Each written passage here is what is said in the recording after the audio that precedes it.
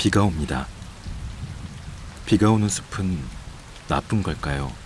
좋은 걸까요?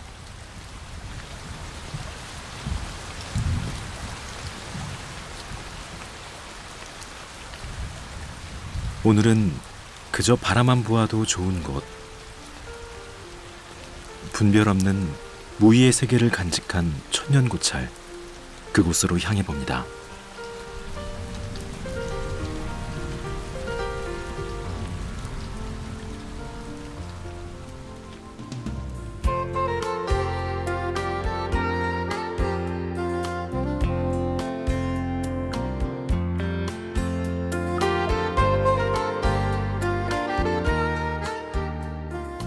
큰 바람이 없고 평안한 땅이라 해서 편안한 나루라는 뜻을 지닌 땅 강진에는 남도의 금강산이라 불리는 월출산이 있습니다.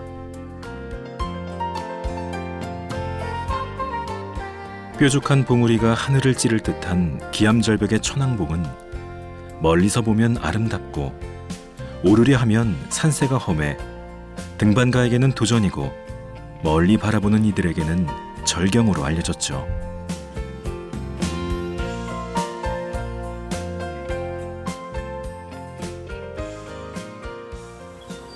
이 월출산의 품으로 조금만 들어가면 살아있는 박물관, 나이 들수록 아름다워지는 국보급 사찰이 있다는데요.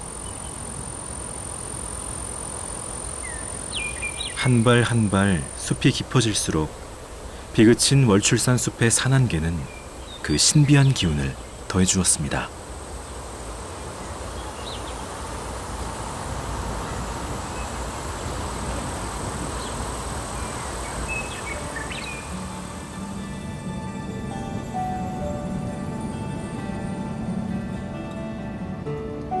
월출산 남쪽 기슭에 자리한 무의산은 신라시대 원효대사가 터를 잡은 곳입니다.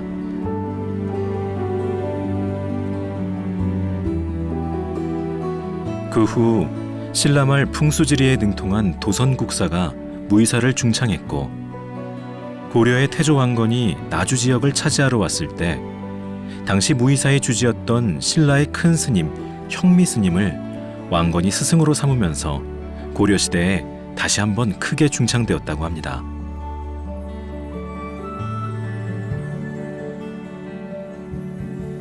숭유억불의 조선시대에도 무의사는 나라의 복을 기원하는 사찰, 자복사로 지정됐었죠. 만들고 조작하지 않는 절이라는 뜻의 무의사라는 이름은 조선 명종 때 태감선사가 지은 이름입니다.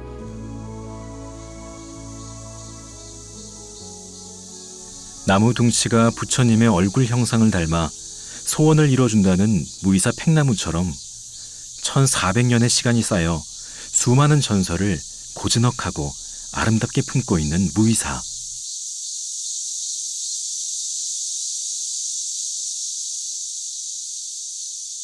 (7년을) 기다려야 한 번의 여름 동안 올 수 있다는 매미처럼 신라시대에는 관음사로 불리다가 조선에 이르러 무의사가 된 이유는 뭘까요? 숭유억불의 시대에 나라의 관리를 받는 자복사였으니 정치적인 행위를 하지 않는다는 뜻도 있었겠지만 불교의 무의법과 관련이 있다고 하는데요.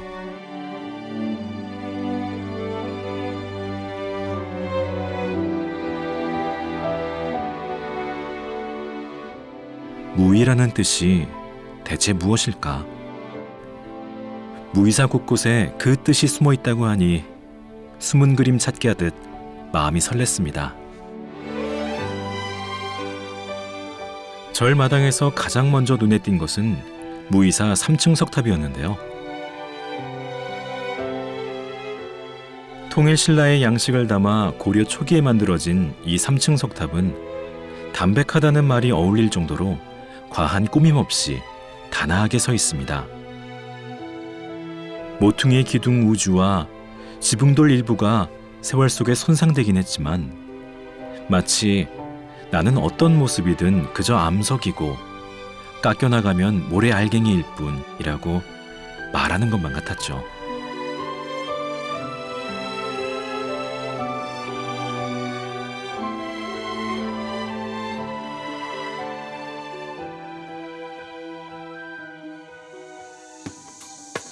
3층 석탑과 극락보전 앞 흙바닥에 점처럼 보이는 돌이 하나 더 있습니다. 3층 석탑의 짝꿍이라 할 수 있는 연꽃 무늬의 향로 받침대 배례석인데요.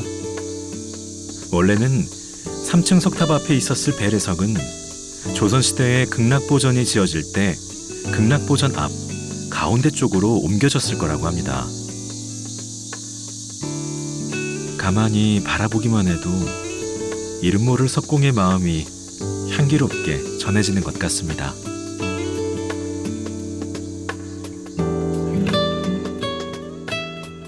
연꽃 배례석처럼 무의사 절마당에는 놓치기 쉬운 보물이 또 있습니다. 조선시대부터 왕실이 실행한 수륙대제를 지낼 때 거대한 불화를 걸었던 괴불대인데요. 무의사는 조선시대부터 동해 삼화사, 서울 진관사와 함께 3대 수륙대제를 지내는 수륙사로 불렸던 곳입니다.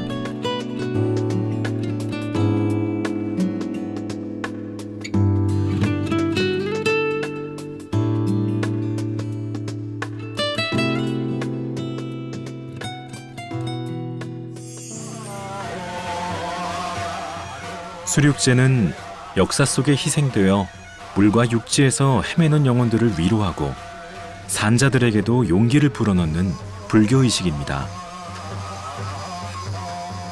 무의사 수륙대제는 일제강점기 때 중단됐다가 2018년 주지였던 법오스님이 복원해 600년의 역사를 잇게 됐죠. 아직 국가무형문화재로 지정되지 않아 안타깝지만 곧 좋은 소식이 들려오길 기대해봅니다. 무의사의 수륙대제가 시작된 건 세종대왕의 둘째 형인 효룡대군의 지원으로 수륙대제를 지내기 위해 지은 전각, 극락보전이 지어지면서부터였다고 합니다.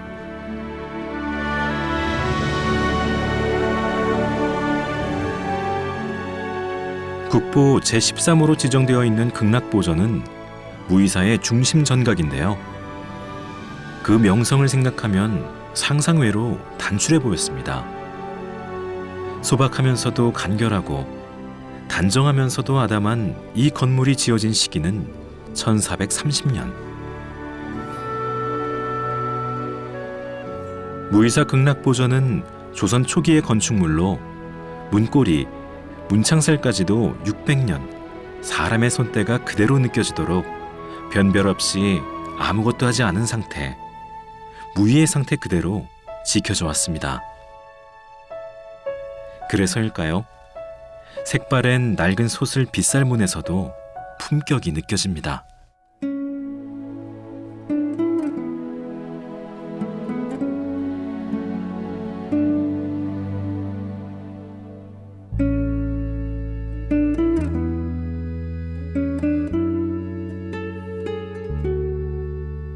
무의사 극락보전 건물은 기둥 하나에 공포가 하나씩 얹혀 있는 주심포개 양식으로 지붕은 단아하게 떨어지는 맞배 지붕입니다.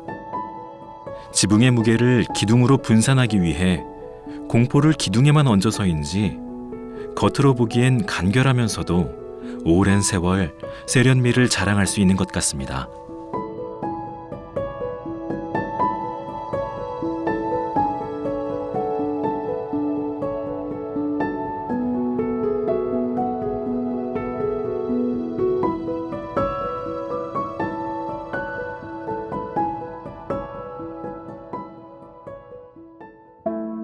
(600년) 넘은 극락보전의 맞배 지붕은 옆면에서 보면 삼각형 모양의 사람 인자로 생겼습니다. 지붕 모서리에 날개처럼 올라간 추녀가 없으니 가장 단순하게 아름다움을 표현한 것처럼 보였는데요. 효령대군의 지원을 받아 지은 왕사, 무의사의 중심정각 외관이 이렇게 단순할 줄은 생각 못해서일까. 왠지 모르게 전각 자체가 집착도, 분별도 없이 순수해 보였다면 과장일까요?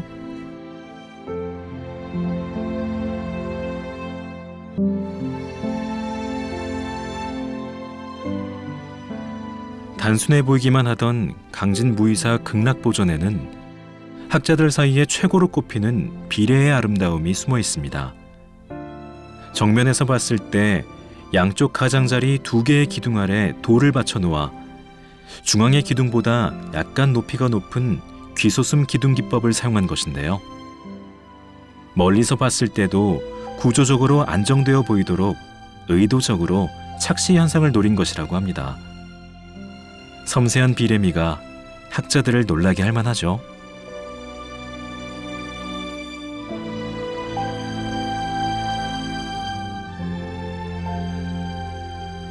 전문가들이 말하길 지붕 하중을 기둥으로 분산하기 위해 공포를 기둥에만 올린 극락보전의 주심포 양식은 간결하면서도 아름답고 세련된 기법이라고 합니다. 이 덕분에 전각의 내부는 기둥 없이 툭 터진 넓은 공간이 생긴다는데요.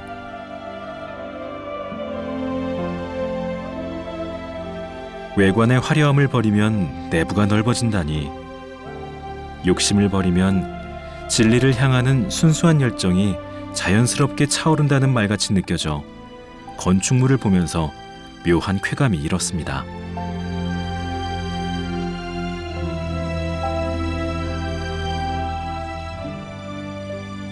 소담해 보이는 국보, 가장 단순한 건축 양식이 주는 가르침.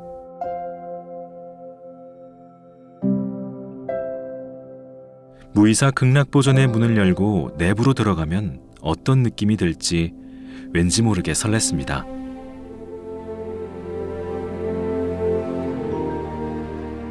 극락정토로 안내하는 아미타불이 있는 곳. 대부분의 사찰이 극락보전에 아미타불과 대세지보살, 관세음보살을 모신 데 반해 무이사 아미타불 옆에는 관세음보살과 지장보살이 모셔져 있습니다. 왜일까요?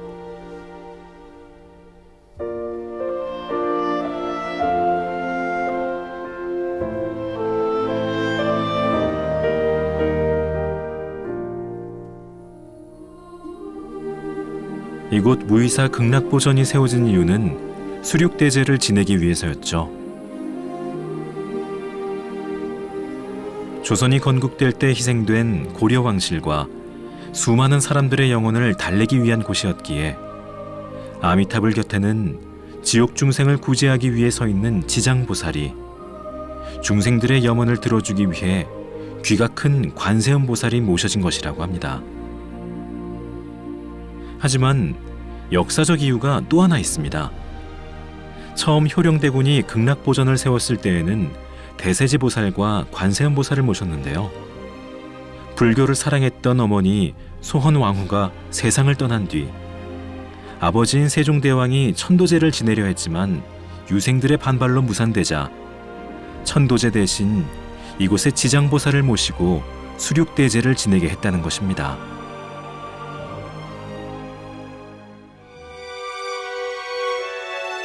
세종대왕이 영혼들을 위해 기도하고자 했던 마음은 삼존벽화에도 드러나 있습니다. 벽화 속에도 아미타불 옆에 지장보살과 관세음보살이 그려져 있는 데다 대부분 후불탱화는 비단이나 천에 그려넣은 반면 무이사 극락보전의 후불탱화는 벽화에 문신을 새기듯 그려넣었다는 점이죠. 그리고 이 벽화에는 그리담한 것 같은 관세음보살의 눈동자에 얽힌 전설이 남아 있습니다. 벽화를 그리던 파랑새가 인기척에 놀라 날아가는 바람에 완성되지 못했다는 것이죠. 미완의 눈동자로 남은 그림을 결점이 아닌 아름다운 파랑새 이야기로 남긴 불자들의 마음이 더 아름답게 느껴집니다.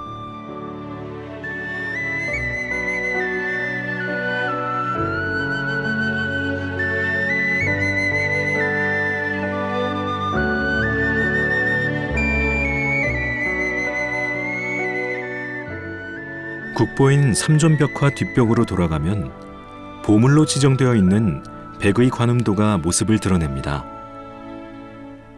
한 손에는 정병을, 다른 한 손에는 버드나무 가지를 든 관세음보살은 앞면에 그려진 후불벽화 속 관세음보살과 같은 모습인데요. 많은 법당 뒷면에 그려진 백의 관음도들과 달리 무의사 백의 관음도는 삼국유사 속 의상대사가 양양 낙산사에서 관음보살을 친견한 내용이 시와 그림으로 재현되어 있습니다.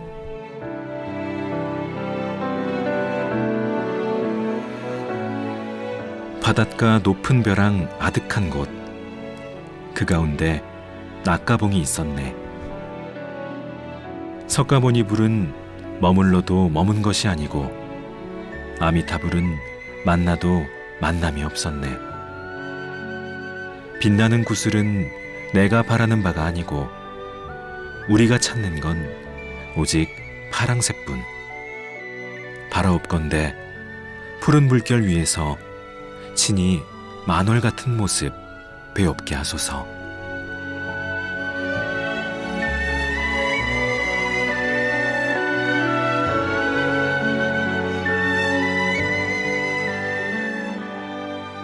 극락보전의 하이라이트는 사면벽화에서 드러납니다.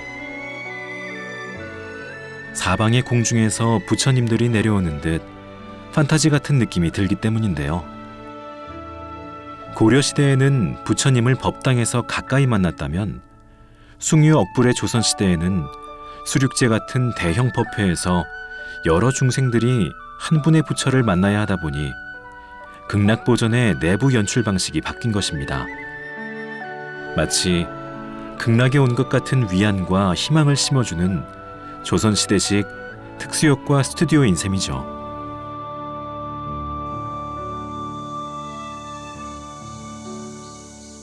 천년고찰은 그렇게 민초들부터 왕가에 이르기까지 보듬고 위로했습니다.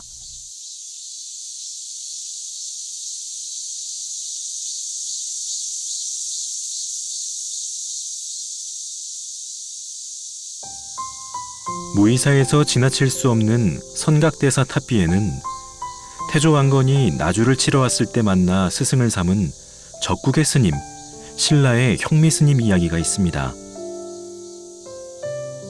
왕건은 형미 스님을 데리고 무의사를 떠나 철원으로 가서 8년을 함께 지냈는데 후 고구려의 마지막 왕인 궁예에게 모략을 당해 죽임을 당하자 왕건은 고려를 세운 후 형미 스님을 기리며 선각대사라는 시호를 내리고 이 탑비를 세웠다고 합니다.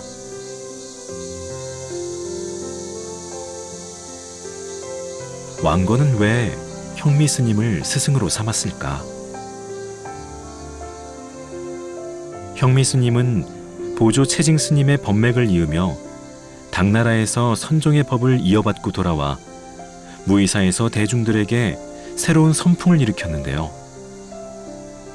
그 가르침의 바탕에는 국경과 신분을 초월해 모든 중생을 분별 없이 구제하고자 하는 부처의 마음이 있었기 때문 아닐까 생각해 봅니다.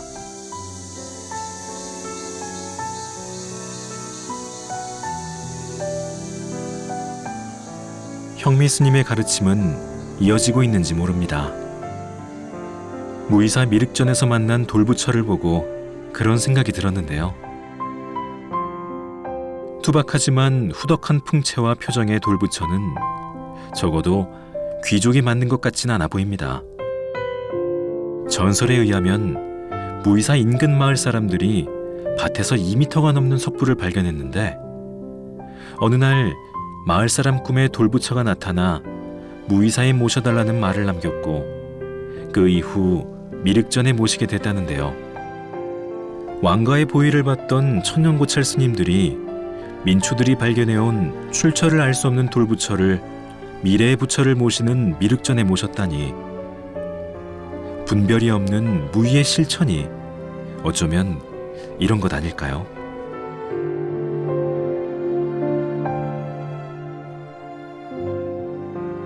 무의사에서 돌아오는 길, 분별하지 않는 무의의 삶이란 무엇일까 생각에 잠겼습니다. 흐르는 것은 물이어야 하고 가라앉아 있는 것은 돌이어야 한다는 생각.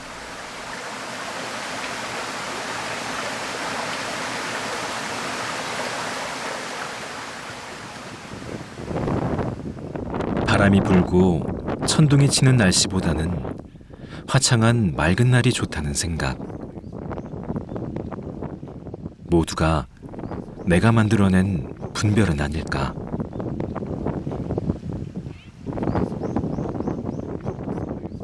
세상의 모든 기준, 분별은 내가 만들어내는 것입니다. 그 분별이 사라지면 어떤 것이 옳고 어떤 것은 그르다고 가름하던 세상도 사라지는 것이겠죠. 물은 흐르는 것이 아니라 떨어질 수 있고, 돌은 가라앉는 것이 아니라 하늘에 있을 수도 있는 것. 있는 그대로 여여하게, 분별 없이 무의하게 극락을 만납니다.